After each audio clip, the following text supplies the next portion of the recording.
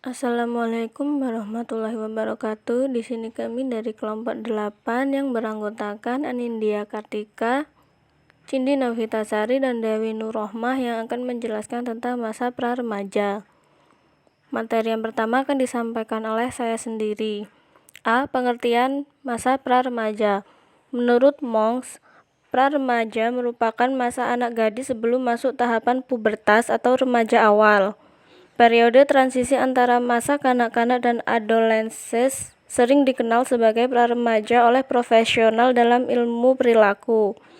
Menurut Hall, seorang sarjana psikologi Amerika Serikat, masa muda adalah masa perkembangan manusia yang terjadi pada umur 8-12 tahun. Fase pra-remaja ini ditandai dengan kebutuhan menjalin hubungan dengan teman sejenis, kebutuhan akan sahabat yang dapat dipercaya, bekerja sama dalam melaksanakan tugas, dan memecahkan masalah kehidupan, dan kebutuhan dalam membangun hubungan dengan teman sebaya memiliki persamaan, kerjasama, tindakan timbal balik, sehingga tidak kesepian. Yang B.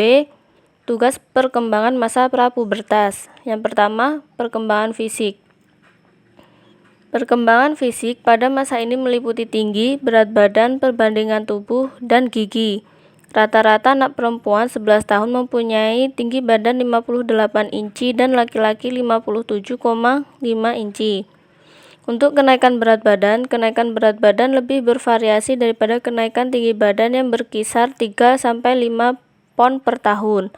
Rata-rata anak perempuan 11 tahun mempunyai berat badan 88,5 pon dan anak laki-laki 85,5 pon.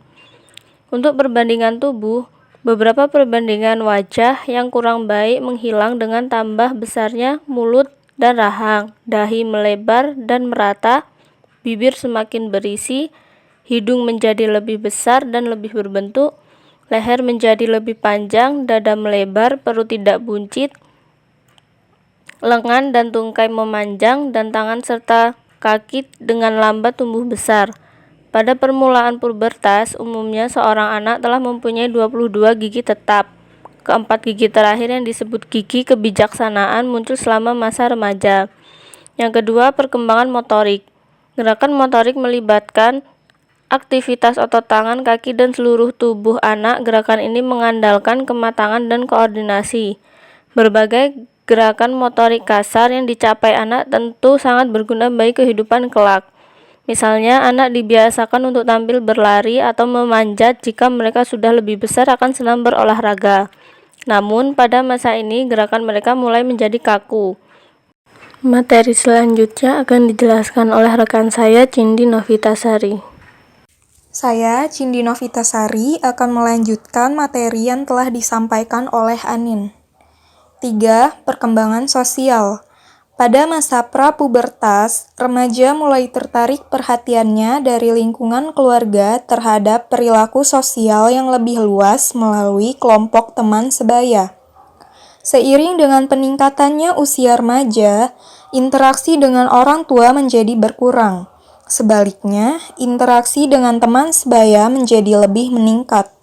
Menurut Kandel, teman-teman sebaya remaja biasanya berasal dari lingkungan sosial yang sama, tetangga dekat, etnis, lingkungan budaya, dan status sosial yang sama. Jalinan persahabatan bagi remaja awal, usia 11-13 tahun, laki-laki maupun perempuan didasarkan pada kesamaan aktivitas. 4. Perkembangan emosi. Selama periode pra-remaja, terjadi gejala yang hampir sama antara remaja pria maupun wanita. Perkembangan emosi pada masa ini biasanya berlebihan sehingga mereka mudah tersinggung dan cengeng, tetapi juga cepat merasa senang atau bahkan meledak-ledak. 5. Perkembangan kognitif dan moral. Perkembangan pemikiran moral secara kasar sejajar dengan perkembangan kognitif. Kebanyakan anak pra-remaja melihat benar dan salah sebagai hal yang mutlak dan tidak dapat dipertanyakan.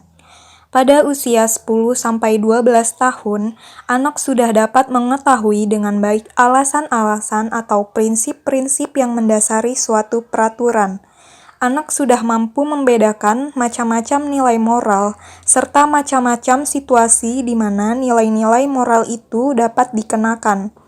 Anak sudah mengenal konsep-konsep moralitas seperti kejujuran, hak milik, keadilan, dan kehormatan. Pada masa ini, pada anak juga terdapat dorongan untuk melakukan perbuatan-perbuatan yang dapat dinilai baik oleh orang lain.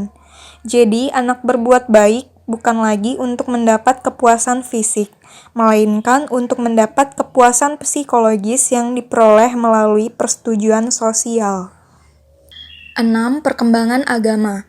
Dalam masa ini, sekitar umur 9-12 tahun, ide tentang doa sebagai komunikasi antara anak dan yang ilahi mulai tampak.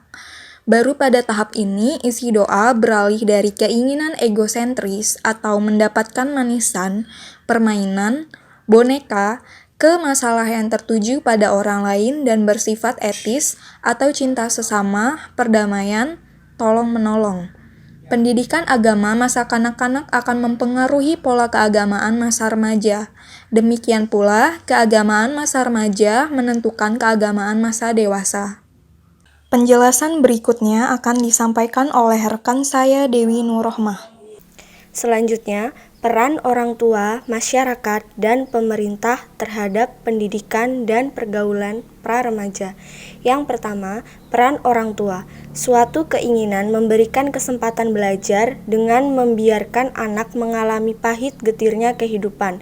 Menghadapi dan mengatasi berbagai masalah sendiri memang tidak salah.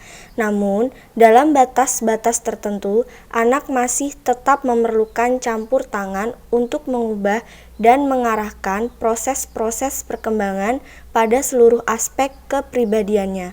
Dengan kata lain, orang tua perlu berusaha mempersiapkan anak dalam menghadapi masa remaja. Yang kedua, peran masyarakat. Peran masyarakat dalam mendidik sangatlah perlu, apalagi orang tua yang menjadi pusat pembelajaran anaknya. Lingkungan masyarakat juga sangat menentukan pembentukan tingkah laku yang baik atau buruk untuk dapat dicontoh oleh anak. Masyarakat yang baik menurut Gilin adalah kelompok manusia yang mempunyai kebiasaan tradisi, sikap, dan perasaan persatuan yang diikat oleh kesamaan agama, yakni agama Islam. Dalam hal ini, masyarakat seharusnya berperan aktif untuk kontrol perilaku anggota masyarakat yang tinggal di dalamnya. Selanjutnya, peran pemerintah. Peran pemerintah untuk pra-remaja salah satunya mengadakan wajib belajar. Menurut Swidijarto, wajib belajar merujuk pada suatu kebijakan yang mengharuskan warga negara dalam usia sekolah mengikuti pendidikan sekolah sampai jenjang tertentu, dan pemerintah berupaya memberikan dukungan sepenuhnya agar warga negara peserta wajib belajar dapat mengikuti pendidikan sekolah. Program wajib belajar pendidikan 9 tahun merupakan perwujudan pendidikan dasar untuk semua anak usia 6-15 tahun. Secara umum, penyelenggaraan perlindungan anak dilaksanakan oleh pemerintah, masyarakat, keluarga, dan orang tua yang kesemuanya bertanggung jawab dalam menjamin pelaksanaan tanpa terkecuali. Selain itu, pada pasal 22 Undang-Undang Nomor 23 Tahun 2002 mewajibkan bahwa pemerintah harus menghormati hak asasi anak tanpa membedakan baik fisik, latar belakang, maupun status hukum anak. Terima kasih.